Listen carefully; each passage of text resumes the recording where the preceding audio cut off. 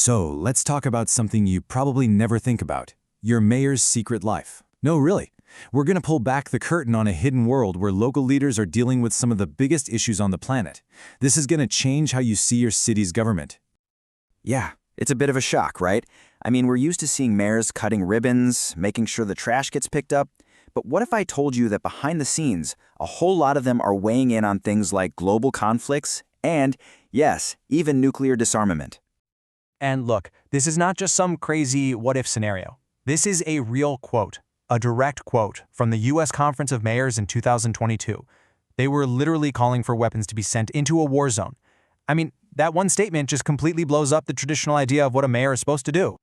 So yeah, what in the world is going on here? That's the big question we're digging into. It's this super interesting trend that shows a huge shift in how our world works. And, maybe more importantly, who gets to have a say in it? Well, there's actually a name for all this whole world of mayors getting involved in foreign policy. It's a field that is becoming more and more important every single day. So, what it boils down to is this. City diplomacy is when mayors and city leaders decide they can't just stop at their city limits. They start building alliances with other cities, they work together on big problems, and they demand a seat at the global table on issues that, used to be way outside their lane. And you might be thinking, okay, so a few mayors are outspoken. But no, this is way more organized than that. In the US, for example, the Conference of Mayors has had its own International Affairs Committee for more than 30 years. They've been systematically debating and passing resolutions on foreign policy since 1989. And this isn't just an American thing. Oh no, it's a full-blown global movement. You've got Canadian cities running climate projects in Vietnam, French mayors teaming up directly with cities in Ukraine, Nigerian local governments working with agencies like USAID. It's happening everywhere. Okay, so we've got the what. We know what city diplomacy is. Now let's get into the really interesting part. What are these mayors actually talking about? Because the scope of their agenda is, well, it's pretty wild. I mean, they're not messing around. They are jumping straight into what experts call high politics. The really heavy stuff like war and peace and the global economy that you'd think is only for presidents and prime ministers. We're talking nuclear weapons, trade wars with China, global pandemics, the works. And if you're wondering just how big this is, check out this number. Over 8,400 cities. That's how many are part of Mayors for Peace, a network pushing to get rid of nuclear weapons. That's not just a few people talking. That is a massive, coordinated global effort led by cities. What's really fascinating is that they aren't just reacting in the moment.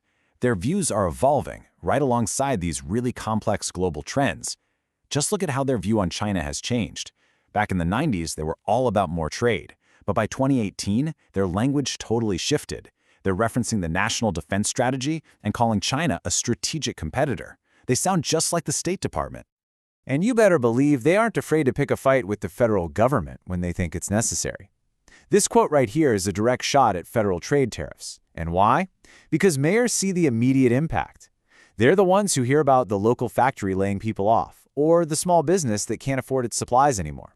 For them, global trade isn't an abstract idea. It's about jobs and groceries.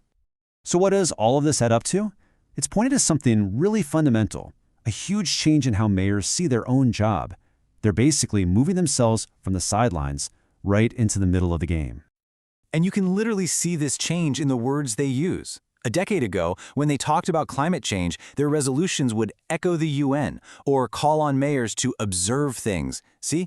Very passive. But now, forget that.